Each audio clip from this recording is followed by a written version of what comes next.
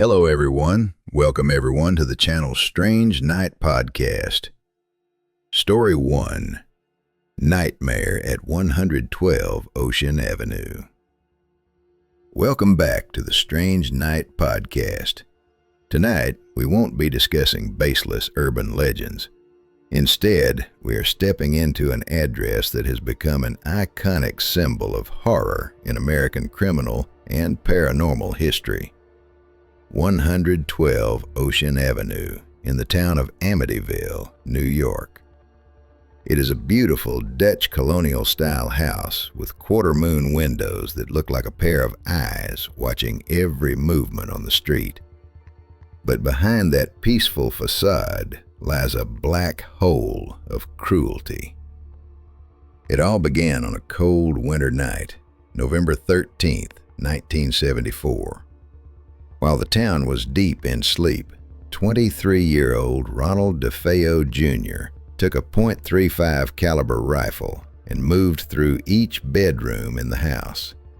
He shot and killed his parents and his 4 siblings while they were lying face down in their beds. What stunned detectives at the time was that none of the 6 victims were awakened by the thunderous gunshots, and there were no signs of a struggle. Ronald gave the police a statement that would forever change the history of the house. There were voices from the walls commanding me to do it. They whispered that my family were demons who needed to be purged. 13 months after the massacre, the Lutz family, consisting of George, Kathy, and their 3 children, purchased the house at a surprisingly low price. They knew about its history, but they believed that walls were not guilty of the crimes committed within them. They were wrong. From the very first day they moved in, a heavy, gloomy sensation enveloped George. He began to change, becoming irritable and constantly feeling cold, despite a roaring fireplace. George frequently woke up at exactly 3:15 a.m., the precise moment Ronald DeFeo had pulled the trigger over a year earlier. The horror escalated when their young daughter, Missy, began talking to an imaginary friend named Jody. According to Missy, Jody was a pig-like entity with eyes as red as glowing coals, capable of changing shape and frequently watching her through the attic window. Black handprints and the stench of rotting flesh appeared in the hallways, and the crucifixes in the house were mysteriously turned upside down. One evening, Kathy was terrified to see George's form momentarily transform, his face resembling Ronald DeFeo with a murderous gaze. Everything peaked on the 28th night. The Lutz family witnessed phenomena so terrifying that they fled in their pajamas, leaving behind all their possessions and never daring to return. They spoke of doors being ripped off their hinges by an unseen force, and tall, dark shadows standing at the foot of their beds. To this day, even though the house has changed owners many times and its address was altered to deter curiosity, locals still swear that on windy nights they see red flickers, like demonic eyes, glowing from the quarter-moon windows in the attic, where Jody is still waiting for the next family to step inside. Story 2.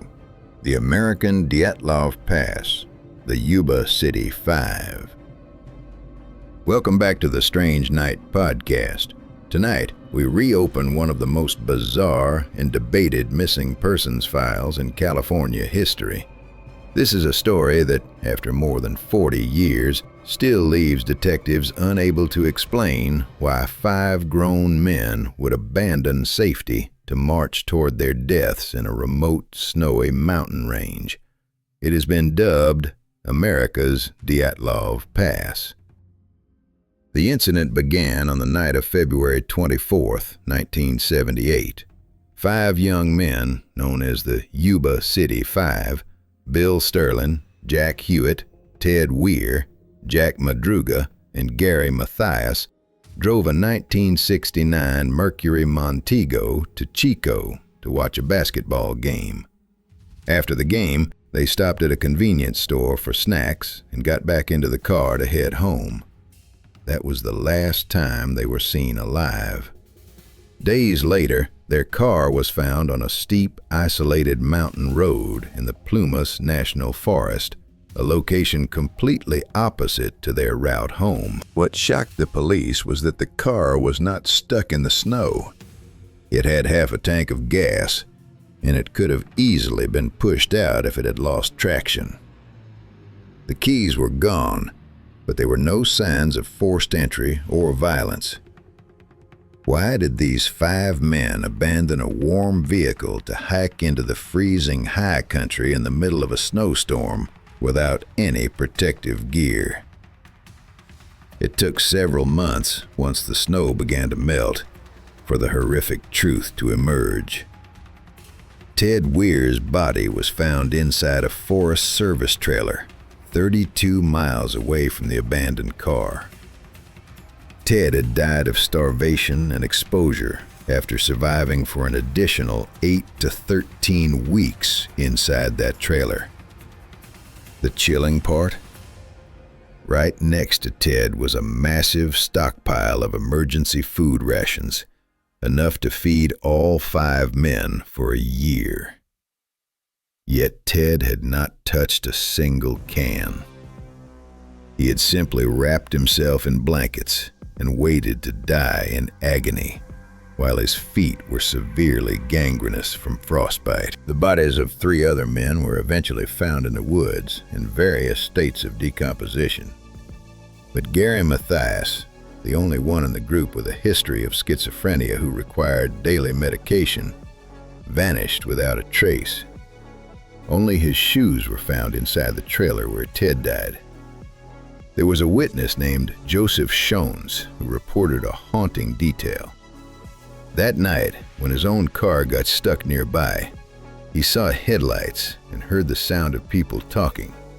He cried out for help, but the lights instantly went out and the voices fell silent, as if those people were hiding from something terrifying lurking in the darkness. Was there a force pursuing them? Or did they see something they shouldn't have seen on that silent mountain road? Why were they so terrified that they chose to starve to death right next to a food supply rather than make a single sound?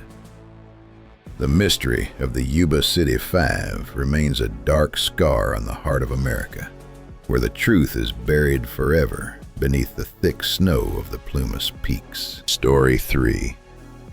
Whispers of Souls at Trans-Allegheny Lunatic Asylum. Welcome back to the Strange Night podcast. After leaving the bleak, snowy mountains of California, tonight we journey eastward to the town of Weston, West Virginia.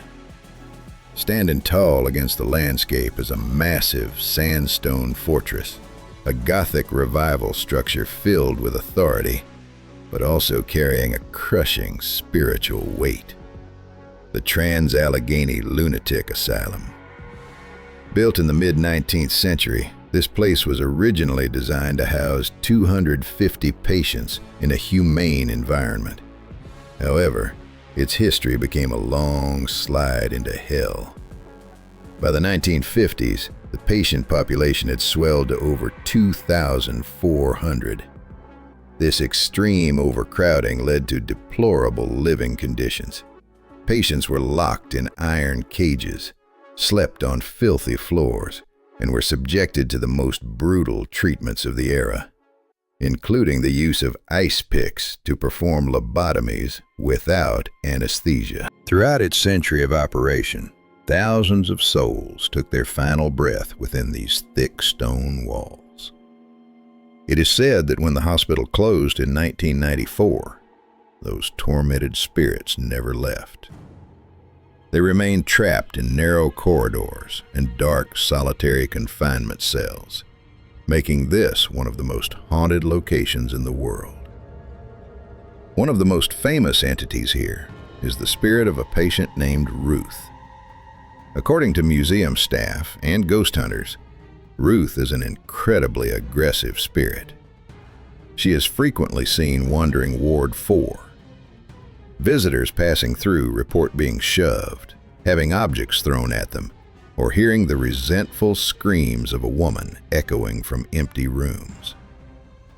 A specialized EVP, electronic voice phenomena, device once captured a raspy, hateful voice whispering directly into the microphone. "Kill them all."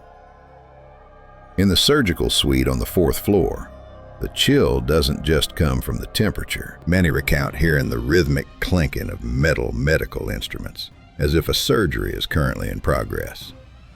One witness, a professional photographer, recalled that while taking photos of the long hallway, he saw through his lens a tall, dark figure blocking the path. When he lowered the camera, the hallway was empty, but the developed photo clearly showed the iris of a man's eye staring intensely into the camera. Perhaps most chilling is Lily's room, the room of a young girl believed to have been born and passed away within the asylum. Visitors often leave toys in her room. Many have witnessed balls rolling across the flat floor on their own, or heard the giggles of a child in the dead of night. But do not let that innocence fool you. At Trans-Allegheny, pain and madness have been intertwined for so long that the line between a tragic child and a resentful entity has become blurred. The Trans-Allegheny Lunatic Asylum is not just a museum of medical history. It is a massive vessel for the most painful of human memories. If you have the courage to enter at midnight, remember that every step you take might be treading on a forgotten memory, and the whispers in the wind are no hallucination. They are the patients still waiting for a surgery that never ends. Story 4. The Curse of the Burning Boy at Villisca Bridge. Welcome back to the Strange Night podcast. Tonight we journey to the town of Villisca, Iowa, a name that has become a terrifying obsession for anyone who studies unsolved crimes. When people hear Villisca, they immediately think of the Moore family home, the site of the shocking 1912 axe murders. But there is another fear, quieter yet no less bone-chilling, located not far from that house, the Villisca Bridge. Local residents say that after the massacre, the spirits of the Moore children and their 2 young friends could not find peace. They seemingly fled from the axe-wielding killer and took refuge at this old iron bridge. However, the most gruesome story involves a phenomenon known as the Burning Boy. Legend speaks of a child who perished in a nearby fire, whose spirit frequently appears on the bridge, seeking help from the living. The most common occurrence at this bridge is vehicle engines suddenly stalling in the middle of the crossing. In the deathly silence of rural Iowa, drivers report hearing soft thuds against the car body, or the giggles of children coming from behind. One witness recounted that when his car sputtered to a stop on a foggy night, he looked in the rearview mirror and saw a small figure standing lonely in the mist. When he turned his head, no one was there. But on the hood of the car, charred smudges appeared, as if someone had just pressed a burnt hand against the paint.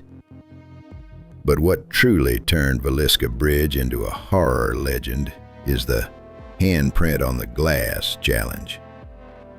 Ghost hunters often sprinkle a thin layer of flour or powder on their rear windshield, turn off the lights, and sit in silence on the bridge.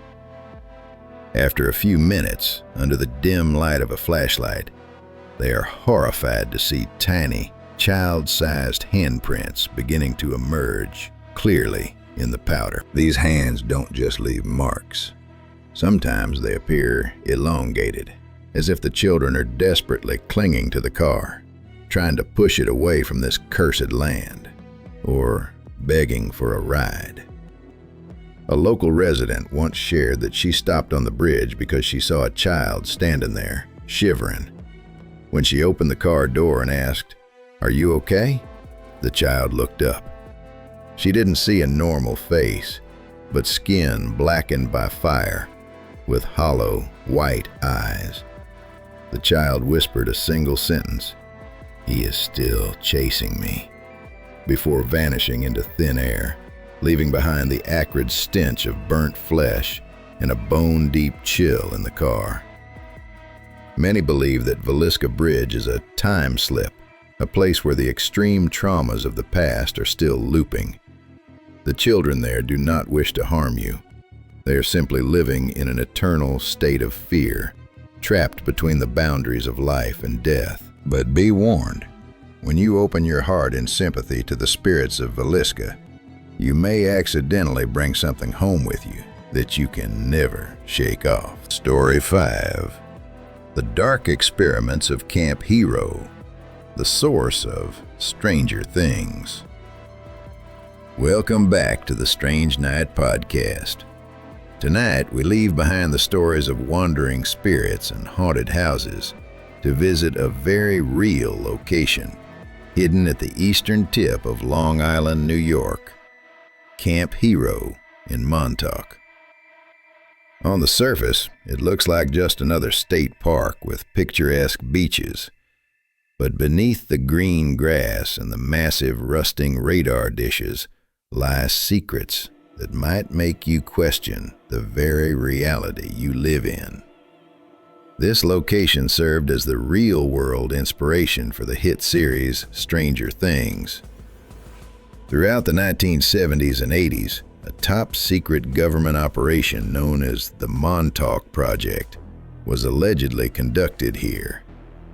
According to survivors and former employees, Camp Hero was not just a coastal defense base, but a massive laboratory for mind control, time travel, and the bending of space-time. The core of these experiments revolved around a specialized electromagnetic chair known as the Montauk Chair. It is said that children with exceptional psychic abilities were kidnapped and taken to bunkers dozens of levels underground. There, they were forced into this chair, where their psychic energy was amplified through the base's massive radar transmitters to manifest thoughts into physical matter. The most chilling story occurred on a night in August 1983. A psychic named Duncan Cameron, during a painful experimental session, accidentally unleashed an entity from the depths of his own subconscious. This creature, described as a massive, hairy, and extremely aggressive beast, materialized in the middle of the base and began destroying everything in its path. The entity's roars echoed across Montauk, terrifying nearby residents who had no idea what was happening. To stop the disaster, engineers reportedly had to cut all power and destroy the connection equipment, causing the monster to vanish into thin air. But its claw marks allegedly remained etched into the steel walls of the bunker. Today, if you walk around Camp Hero, you will see no trespassing signs everywhere, even in seemingly harmless areas. Curious explorers who try to find entrances to the underground levels often report strange phenomena. Their compasses spin wildly, phones suddenly lose all battery, and a wave of nausea and intense headaches hits them, as if an electromagnetic pulse is piercing their brains. One witness recounted seeing figures in hazmat suits walk into thick brush and vanish into thin air, despite there being no visible doors. Camp Hero is more than just a Cold War ruin. It is a reminder that when humans reach for powers beyond their control, the price is often madness and irreparable cracks in the fabric of the universe. What happened beneath the soil of Montauk may not be over, and the entities born from fear might still be waiting for the next mysterious radar signal to wake them once again. Story 6. Shadows in Eastern State Penitentiary. Welcome back to the Strange Night Podcast. Tonight we enter one of the most terrifying locations in the history of the American justice system, Eastern State Penitentiary in Philadelphia. Imagine a massive stone fortress with thick walls and narrow corridors leading to hundreds of cramped cells. When it opened in 1829, this was not just a prison, but a brutal social experiment designed to break the human spirit. Unlike other prisons, Eastern State practiced absolute solitary confinement. Every prisoner was locked in a stone cell 24 hours a day. They ate, slept, and worked in total silence. When they had to be moved outside their cells, a black hood was placed over their heads so they could never see another living soul. The administrators believed that isolation would lead to penitence, but in reality, it led to mass insanity. Thousands of inmates committed suicide or went mad, unable to endure the deathly stillness and extreme loneliness. After the prison closed in 1971, that silence did not disappear. Instead, it was filled with sounds that science cannot explain. One of the most bone-chilling stories involves Gary Johnson, a locksmith working in cell block 12 in the 1990s. As he was trying to remove an old lock from a cell door, he suddenly felt a massive surge of electricity race down his spine. When he looked up, he was horrified to see thousands of writhing faces appearing on the stone walls, and an invisible hand gripped his throat so tightly he couldn't breathe. At guard tower number 4, current staff frequently report the shadow of a man holding a baton patrolling the narrow catwalks. Heavy footsteps echo rhythmically, but when they check the security cameras, the hallways are completely empty. On some nights, hysterical laughter and agonized screams erupt from the Hole, the underground dungeon for the most dangerous inmates, even though that area has been sealed for decades.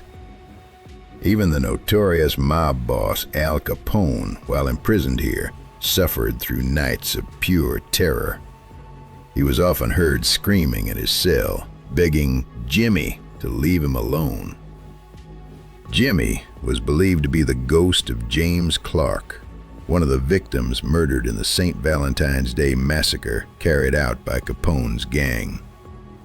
Despite being a cold-blooded killer, Capone was completely broken by the phantom of remorse at Eastern State.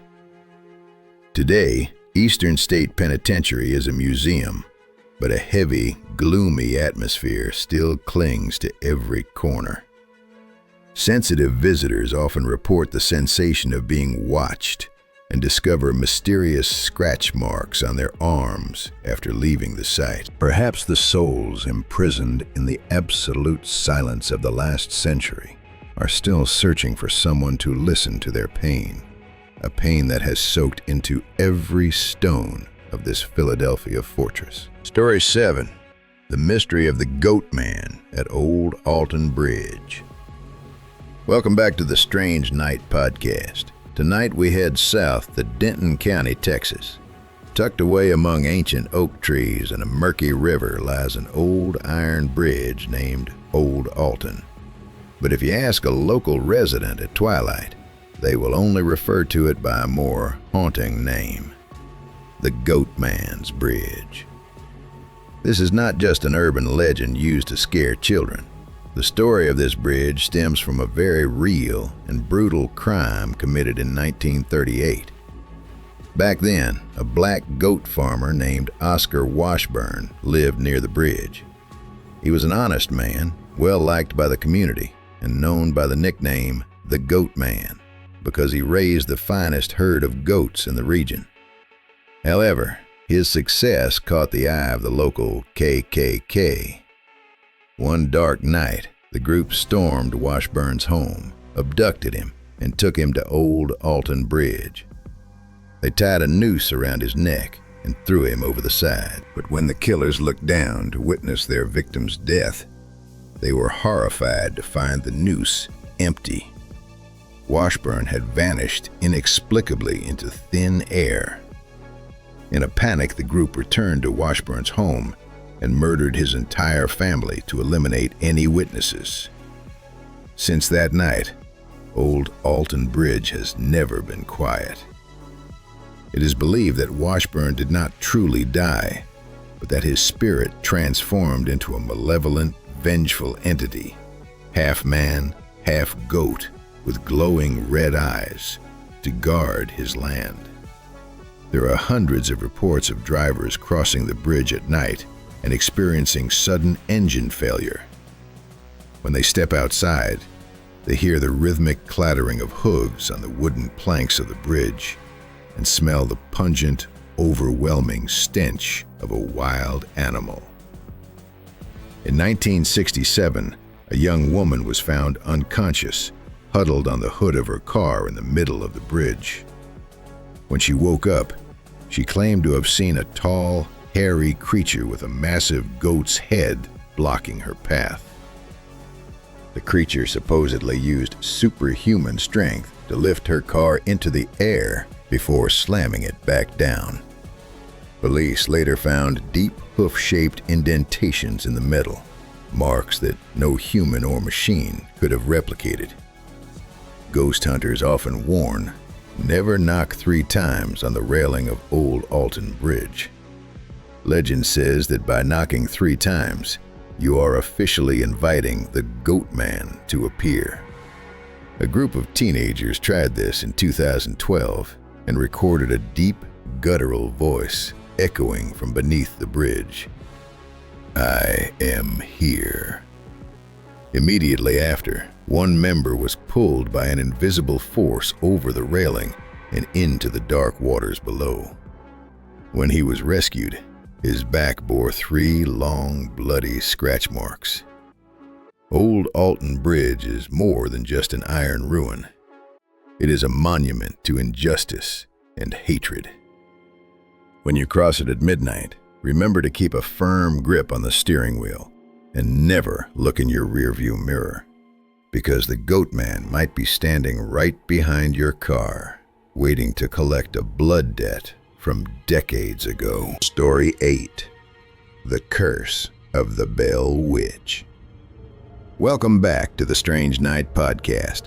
Tonight we travel back to the early 19th century, to the quiet farming community of Adams, Tennessee. This is not a story of a fleeting shadow or a house that feels creepy. This is the historical account of the Bell Witch, the only entity in U.S. history legally recognized as having directly caused the death of a human being.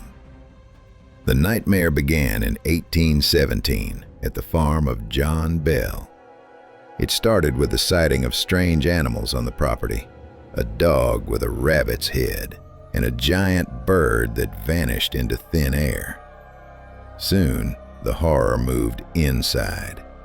The family began hearing scratching at the doors, the sound of invisible dogs fighting, and then, most terrifyingly, a voice. It was a raspy, multi-tonal voice that could whisper, sing hymns, and quote scripture, eventually identifying itself as Kate, a witch who had a vendetta against John Bell. Unlike most hauntings, Kate was physically violent and highly intelligent. She would slap the children, pull their hair, and pinch them until they bled. John Bell's daughter Betsy was her primary target, often being beaten into unconsciousness. The entity became so famous that even General Andrew Jackson, who would later become the President of the United States, came to investigate. Legend says his carriage wheels froze in place until the witch allowed them to move, and one of his men was beaten by an invisible force. Jackson allegedly remarked, "I would rather fight the entire British Army than face the Bell Witch again." The entity's ultimate goal, however, was the death of John Bell. For 3 years, she tormented him, causing his tongue to swell so he couldn't eat and inflicting painful seizures. On the morning of December 20th, 1820, John Bell was found in a deep coma. A mysterious vial of dark liquid was found next to him. When the doctor asked what it was, the voice of the witch filled the room, cackling. "I gave old Jack a big dose of that last night, and it fixed him." To test the liquid, they gave a drop to the family cat. The animal died instantly. John Bell passed away shortly after. Even after his funeral, where the witch was heard singing loud, mocking drinking songs, the spirit did not leave. She retreated to a nearby cave on the property, known today as the Bell Witch Cave. Modern visitors report a heavy, suffocating atmosphere inside. Cameras often malfunction, and many people leave with scratches on their backs that they cannot explain. One researcher reported that when he challenged the witch to show herself, he felt a cold hand wrap around his throat, pinning him to the cave wall. The Bell Witch remains a chilling anomaly because she didn't just haunt a house. She pursued a family with a calculated, murderous intent. She proved that sometimes the things that go bump in the night aren't just looking for attention. They are looking for blood. Story 9. Tragedy at the Whaley House, where death is only the beginning. Welcome back to the Strange Night podcast. After leaving the cursed fields of Tennessee, tonight we fly to the sun-drenched coast of San Diego, California. But don't let the beauty of the Pacific deceive you. In the historic Old Town District stands a red brick mansion, officially recognized by the U.S. Department of Housing and Urban Development as the most haunted house in America, the Whaley House. The tragedy of this home actually began long before it was even built. In the 1850s, this plot of land served as the town's public execution grounds. In 1852, a notorious thief named James Yankee Jim Robinson was hanged here. Witnesses reported that because the gallows were built too low, Yankee Jim did not die instantly. Instead, he suffered a prolonged, agonizing death, his feet desperately kicking the air for a foothold, until he finally drew his last breath. In 1857, Thomas Whaley, a wealthy businessman, purchased the land and built a magnificent home for his family. He ignored the warnings regarding the spirit of Yankee Jim.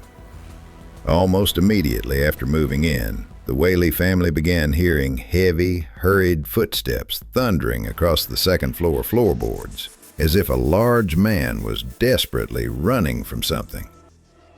Thomas Whaley admitted to friends that it was Yankee Jim, who refused to leave the spot where his life had been taken. But the ghost of Yankee Jim was only the start of a decades-long family tragedy. Thomas's young son, Thomas Jr., died of scarlet fever inside the house at just 18 months old. In 1885, their daughter Violet Whaley, after being abandoned by her husband and suffering the sting of social stigma, committed suicide by gunshot on the property. 2. The immense grief seemed to trap the remaining family members in a spiral of despair. Today, with the house operating as a museum, supernatural occurrences are so frequent that staff consider them part of the job. Visitors often see a woman in a long Victorian dress standing mournfully on the second-floor balcony, only for her to vanish into a mist as they approach.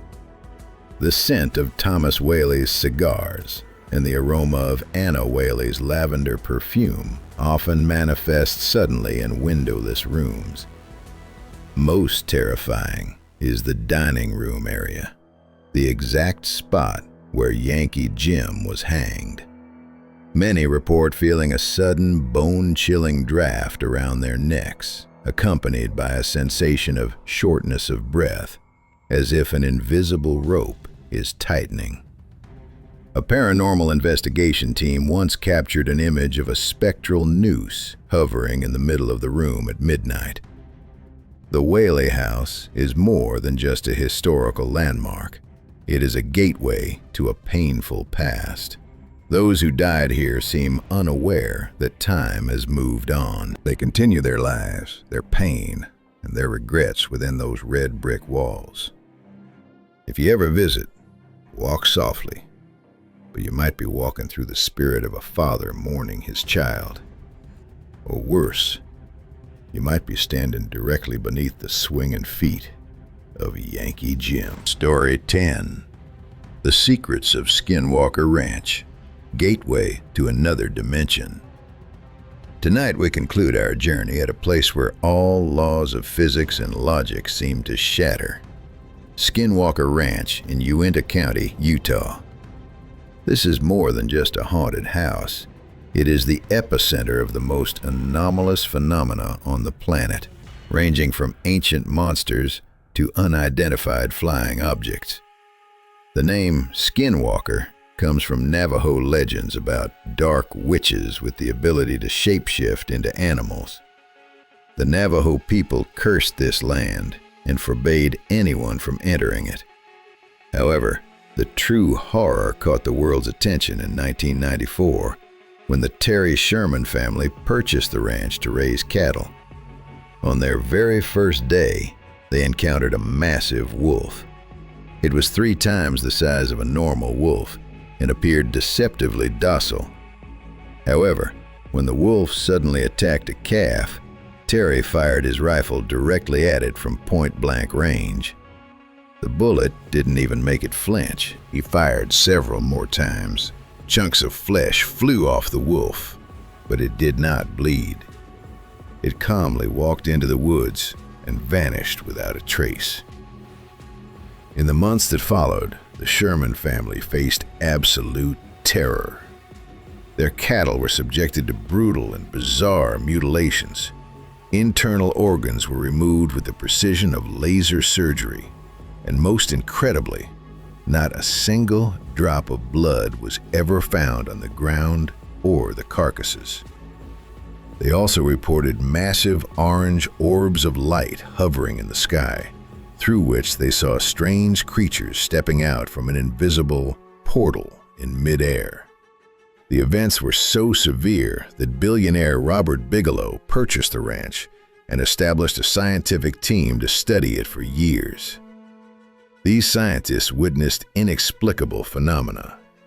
Massive metallic objects appearing on radar and then vanishing, the sound of machinery roaring deep underground, and electronic equipment exploding for no apparent reason. One researcher recounted seeing a giant humanoid creature with glowing yellow eyes crawling out of a tunnel of light, hovering a few feet above the ground. Today, Skinwalker Ranch remains a strictly guarded area with a dense network of cameras and sensors. Residents living nearby still frequently see strange beams of light piercing the cliffs and feel the sensation of being watched by things that do not belong to this world. There is a theory that this is a thin place, a gateway where the boundary between our world and other dimensions is at its weakest. Skinwalker Ranch is our final reminder that no matter how much humanity progresses, the universe still holds dark corners that we may never fully understand. Those ancient beings or extraterrestrial visitors might still be there, watching us from the other side of the gate. Thank you for joining the Strange Night podcast through these 10 haunting episodes.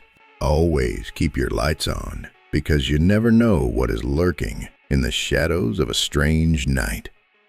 Good night, if you can sleep. Thank you for listening to this series. Please like and subscribe to the channel to hear the next series.